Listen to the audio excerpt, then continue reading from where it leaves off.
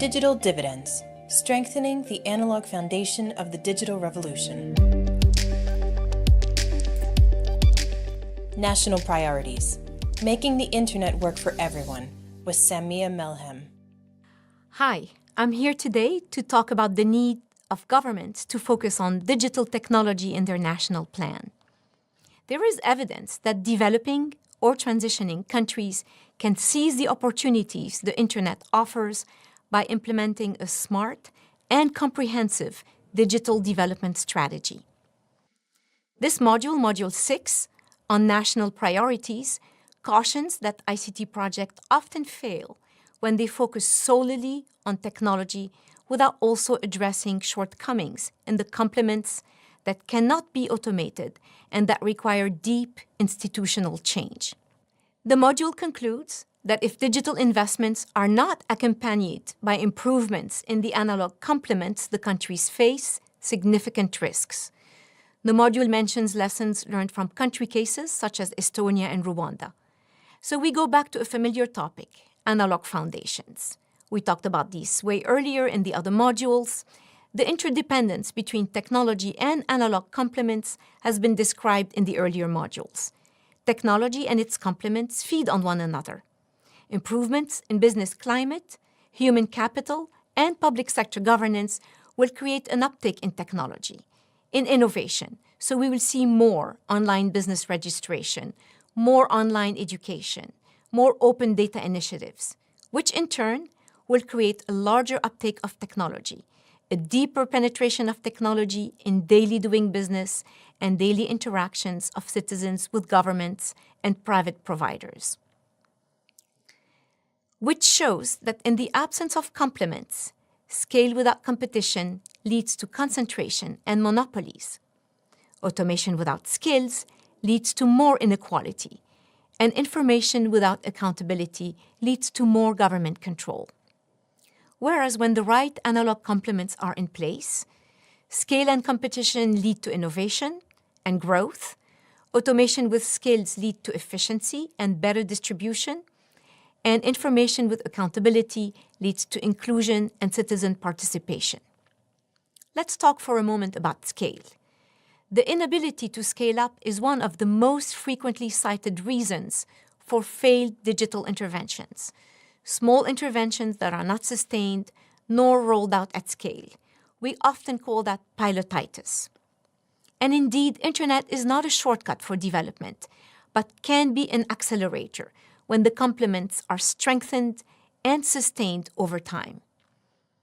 As you know, it's easy to buy equipment and wire schools, but it's not enough. It's important to train the teachers, the parents, upgrade the ecosystem, and thus scale takes time, ownership, and consistency. So where to start for a government eager to embrace digital development? Typically, we suggest to start with the private sector. Firms are more successful and agile at using technology than governments. So in a weak institutional environment, the priority is often to encourage private sector companies to be the early adopters. E-commerce, online sales, etc.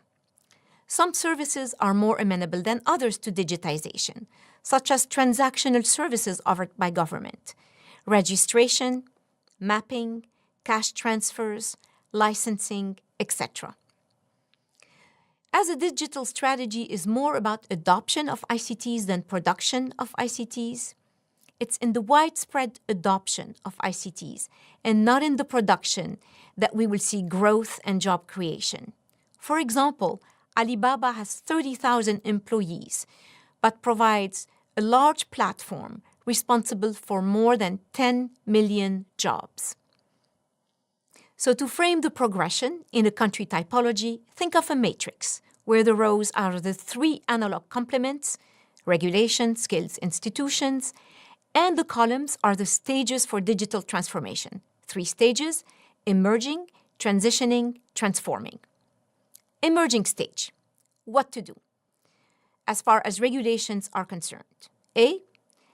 Create appropriate regulations at various levels of digital adoption, such as investment in basic infrastructure, broadband infrastructure, lowering tariffs on digital products, such as lowering custom duties.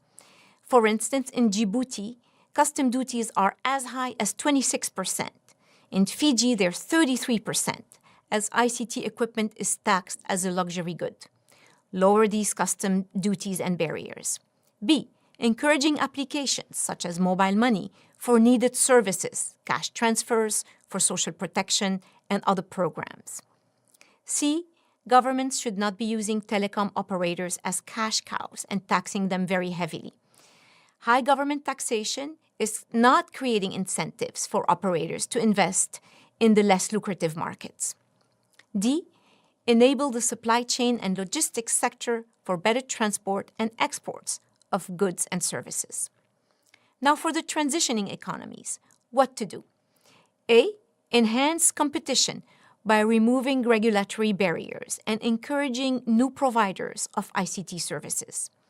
B, encourage entry of internet startups in traditional sectors, causing disruptions such as M-Pesa in Kenya and creating new services, which in turn will create more uptake.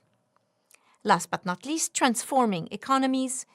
First thing to do is A, encourage digital innovation by creating an ecosystem and innovation policies to encourage young people to embrace digital. B, level the playing field between incumbent and internet firms.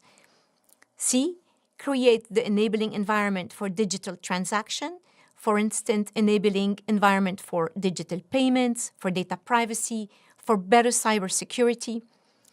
D, foster public-private partnership and other innovations in business model. If you look at the book, the table 5.1 on page 252 illustrates this progression quite vividly. Now, what to do for the second analog complement, skills?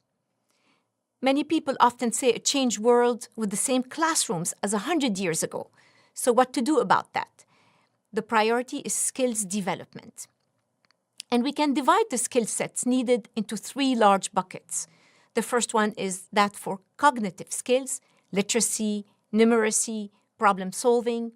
The second one is more around social and behavioral, emotional IQ, decision-making, mindset, grit, teamwork.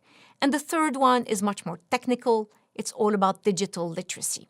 And again, we follow the same framework as we did for institutions.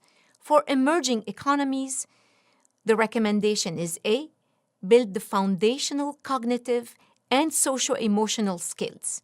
B, ensure basic ICT skills are provided, if possible, early childhood in schools.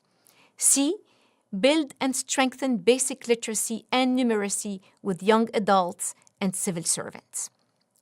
For the transitioning countries, the recommendation is A, rethinking the curricula, build new economy skills for students. B, promoting critical thinking, teamwork, and problem solving. For the transforming economy, the focus is a lot more on STEM, science, technology, engineering, and mathematics, which is needed for the production of ICTs and a vibrant ICT industry.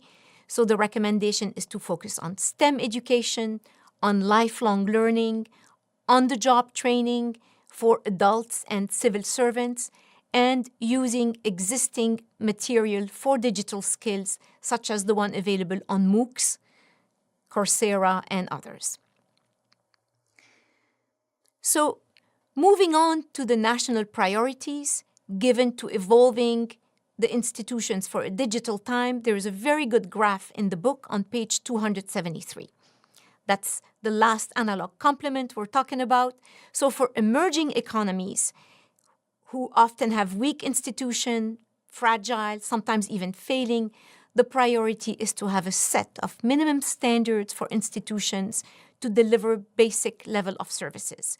So have the teachers, the civil servants, the public health officials trained, the regulatory authority to have a sound, competitive environment, and to create population registry, which are really critical infrastructure to have online services so that every citizen has a registry and an ID.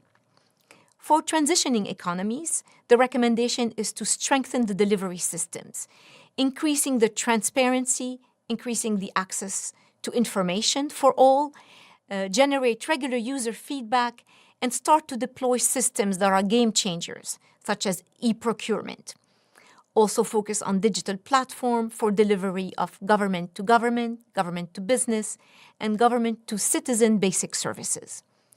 For the transforming economies, the focus is to really improve collaboration between different government agencies, sometimes providing the same type of services, enhance participatory policymaking, integrating under a whole of government approach the different services that are redesigned, simplified, and easier to use for citizens. That will result in breaking down the different silos between agencies and better services for citizens. Last but not least, the WDR Module 6 chapter gives example of two countries, Estonia and Rwanda, very different countries, but both have made digital development one of the pillars of their national strategies. There are two films about that. Very briefly, Estonia started in the late 70s, and today it's one of the strongest and most accomplished nations of Europe with its e-government strategy, the X-Road, which facilitates data exchange and interoperability amongst the different agencies, allows the citizens with their unique ID to use every possible service from Estonia and abroad. Rwanda started around the year 2000. It had 4 national ICT strategies of 5 years each, and it's again one of the rising ICT powerhouses in East Africa.